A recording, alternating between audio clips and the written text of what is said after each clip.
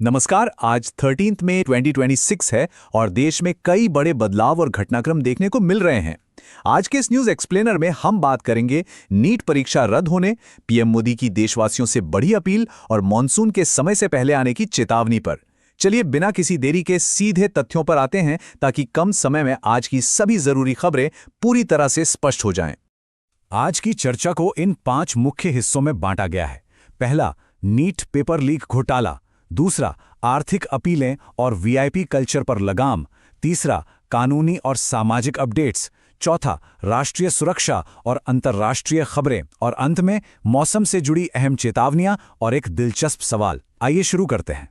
शुरुआत करते हैं पहले सेगमेंट से, नीट यूजी 2026 का पेपर लीक विवाद। ये आज की सबसे बड़ी और संवेदनशील खबर है।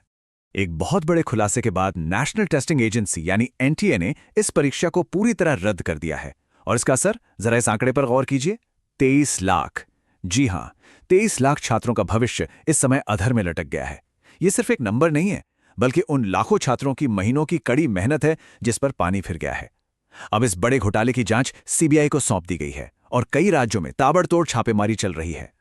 आखिर ये पूरा सिंडिकेट काम कैसे कर रहा था, इसे समझना बहुत जरूरी है। जांच से पता चला है कि इस खेल की शुरुआत हुई महाराष्ट्र के नासिक स्थित एक प्रिंटिंग प्रेस से, जहां पेपर छपने के दौरान ही लीक हो गया। वहां से ये पेपर पहुंचा हरियाणा और दिल्ली, फिर इसे राजस्थान के जयपुर लाया गया, जहां असली सवालों के साथ कुछ और सवाल मिलाकर एक गेस्ट पेपर तैयार किया गया। और फाइनली राजस्थान का सीकर इसका मेन सप्लाई हब बना, जहां से मोटी रकम वसूलकर इसे देश भर के छात्रों तक पहुंचाया गया, बिल्कुल एक सुनियोजित नेटवर्क की तरह। अब आते हैं दूसरे सेगमेंट पर, आर्थिक अपीलें और वीआईपी कल्चर पर पाबंदियां।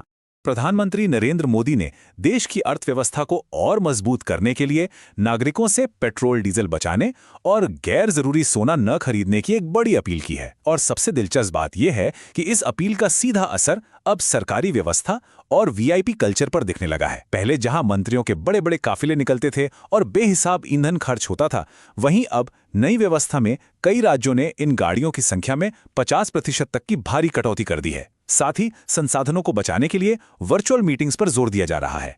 और ये बदलाव सिर्फ किसी एक राज्य तक सीमित नहीं है। उत्तर प्रदेश के मुख्यमंत्री ने मंत्रियों के काफिले से आधी गाड़ियां हटाने के सख्त निर्देश दिए हैं। मध्य प्रदेश में भी मुख्यमंत्री का काफिला छोटा कर दिया गया है। महाराष्ट्र सरकार ने तो एक कदम और आगे बढ़ते हुए बिना मंजूरी की हवाई यात्राओं पर ही रोक लगा दी है। उधर बिहार में अधिकारियों के लिए अनलिमिटेड पेट्रोल की सुविधा खत्म करके एक लिमिट तय कर दी गई है। मतलब सरकारी स्तर पर खर्चों को कम करने का काम काफी तेजी से हो रहा है। इसी के साथ कल्याणकारी योजनाओं की बात करें तो आज मध्य प्रदेश सरकार ने लाडली बहना योजना की 36वीं किस्त जारी कर दी है। 1.25 करोड़ से ज्यादा महिलाओं के खातों में सीधे पैसे ट्रांसफर किए गए हैं। दूसरी तरफ बिहार सरकार ने शिक्षा के क्षेत्र में मनमानी रोकने के लिए एक बड़ा कदम उठाया है।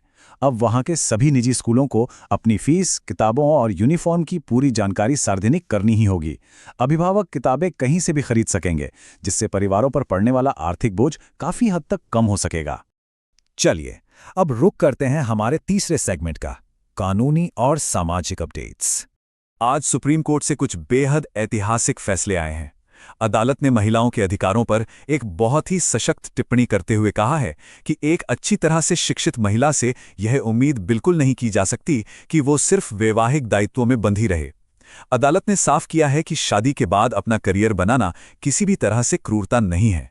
यह फैसला महिलाओं को अपनी स्वतंत्र पहचान और करियर बनाए रखने का पूरा अधिकार देता है। एक बहुत ही सकारात्मक कदम। इसके अलावा संस्कृति और क्षेत्रीय भाषा को सहेजने के लिए भी सुप्रीम कोर्ट ने एक बड़ा फैसला सुनाया है। अब राजस्थान के सभी स्कूलों में राजस्थानी भाषा को एक विषय के रूप में अनिवार्य रूप से पढ़ाया जाएगा, बिल्कुल वैसे ही जैसे हिंदी या अंग्रेजी पढ़ाई जाती है। अपनी मातृभाषा और सांस्कृतिक जड़ों को संरक्षित करने की दिशा में ये एक बेहतरीन पहल है। आगे बढ़ते हैं हमारे चौथे हिस्से की तरफ, राष्ट्रीय सुरक्षा, राजनीति और ग्लोबल न्यूज़ के कुछ रैपिड फायर अपडेट्स। सुरक्षा के मोर्चे पर भारतीय सेना ने जम्मू कश्मीर के पुंछ में एक लश्कर-ए-तैयबा के आतंकी को ढेर कर दिया है। वहीं छत्तीसगढ़ के नारायणपुर में सुरक्षा बलों को बड़ी कामयाबी मिली है। नक्सलियों के ठिकाने से 1 करोड़ रुपए नकद और भारी मात्रा में हथियार बरामद किए गए हैं। राजनीति की बात करें तो उत्तर प्रदेश के लखनऊ से एक दुखद खबर है। समाजवादी पार्टी प्रमुख अखिलेश यादव के भाई प्रतीक यादव का निधन हो गया है। और अगर अंतर्राष्ट्रीय हलचल पर नजर डालें तो अमेरिकी राष्ट्रपति डोनाल्ड ट्रंप आज चीन के दौरे पर हैं, जहां राष्ट्रपति शी जिनपिंग से उनकी मुलाकात वैश्विक कूटनीति के लिहाज से काफी अहम मानी जा रही है। अब आते हैं अपने आखिरी सेगमेंट पर, मौसम से जुड़ी चेतावनियां और हमारा आज का सवाल। मौसम विभाग का अनुमान है कि इस साल मानसून अपने तय समय से 4 दिन पहले यानी 25 से 27 मई के बीच केरल पहुंच सकता है।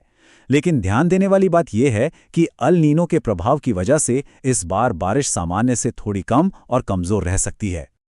लेकिन इस वक्त की जो सबसे अर्जेंट चेतावनी है उसे ध्यान से सुने।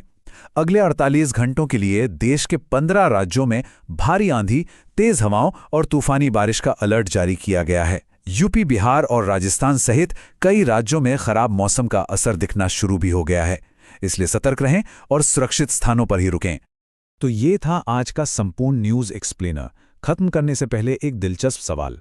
अदालती कार्रवाई को आसान बनाने और न्याय तक पहुंच बढ़ाने के लिए भारत के मुख्य न्यायाधीश यानी CJI ने एक नया AI चैटबॉट लॉन्च किया है। उस AI चैटबॉट का नाम क्या है? इसका जवाब कमेंट बॉक्स में ज़रूर साझा करें। देखते हैं कि करंट अफेयर्स को लेकर जागरूकता कितनी है। आज के इस एक्सप्लेनर में जुड़ने के लिए बहुत बहुत धन्यवाद।